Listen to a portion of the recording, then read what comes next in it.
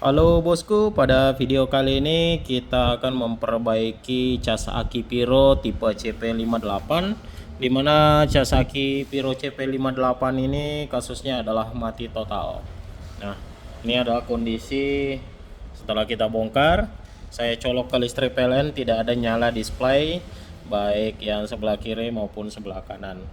Nah, setelah kita cek komponennya, ternyata regulator power supply-nya yang bermasalah.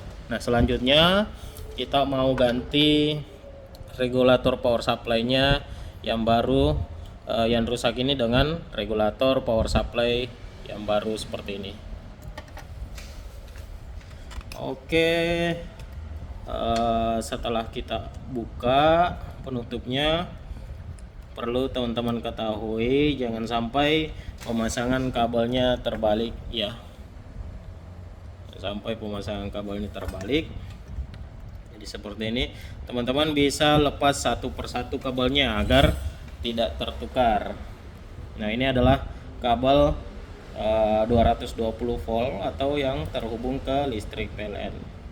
Teman-teman perlu perhatikan, jangan lupa mencabut colokannya sebelum teman-teman bongkar unit. Nah, ini nanti lari ke bagian di sini. Kemudian ini adalah negatif. Ini adalah negatif, kemudian yang ini adalah positif. Begitu saja bosku cara ganti regulator power supply baik di cas aki maupun di ampli Piro MW88 maupun MW89.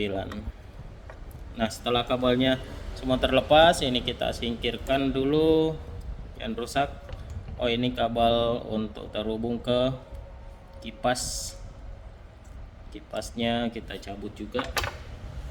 Nah, ini perlu teman-teman ketahui, ini yang ada garis putihnya ini adalah positif, kemudian yang hitam ini adalah negatif. Nah, selanjutnya kita mau pasang kabel ke regulator yang baru ini teman-teman. Nah, ini adalah negatifnya, bagian sini adalah negatif. Kita bubuhi ulang timah agar pada saat kita solder nanti atau menghubungkan kabel dengan unit PCB nya gampang untuk dicairkan timahnya karena timah baru teman-teman.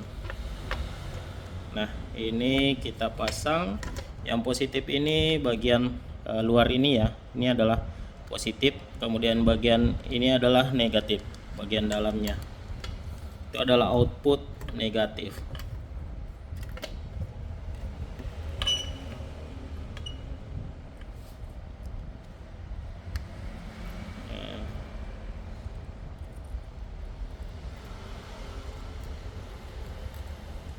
Nah, ini bagian positif sudah terpasang, kemudian kita pasang kembali bagian negatifnya, output negatif. Jadi ini adalah power supply teman-teman, dia mengubah tegangan dari 220 volt kemudian diubah menjadi tegangan 14 volt. Ini regulator untuk bagian cas aki. Nah, ini jangan lupa kabel yang ini, kabel untuk kipasnya, kabel kipas. Kita bubuhi lagi timah sedikit.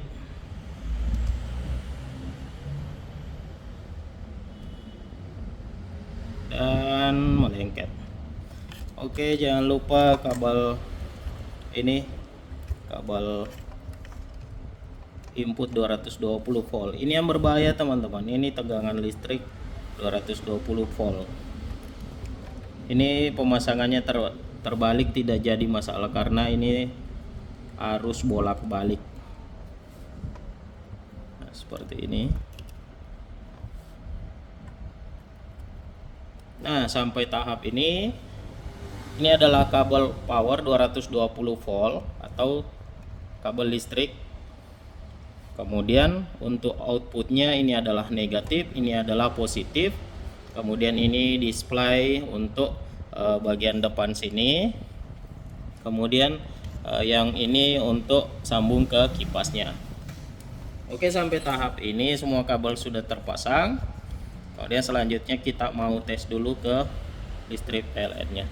Tadi tidak nyala. Kemudian ini colokannya akan saya tes ke atau colok ke listrik PLN. Nah, sampai tahap ini dia nyala, bosku. Dia nyala kembali.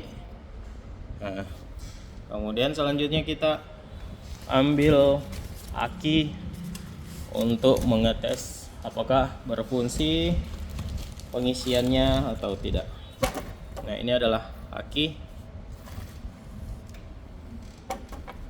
motor. Kemudian kita ambil kabel untuk pengisian. Ini jangan sampai terbalik. Nah, seperti ini. Nah, seperti yang teman-teman lihat, ini posisinya dia sudah mengecas, dia sudah mengisi aki. Kemudian kipasnya juga sudah berfungsi.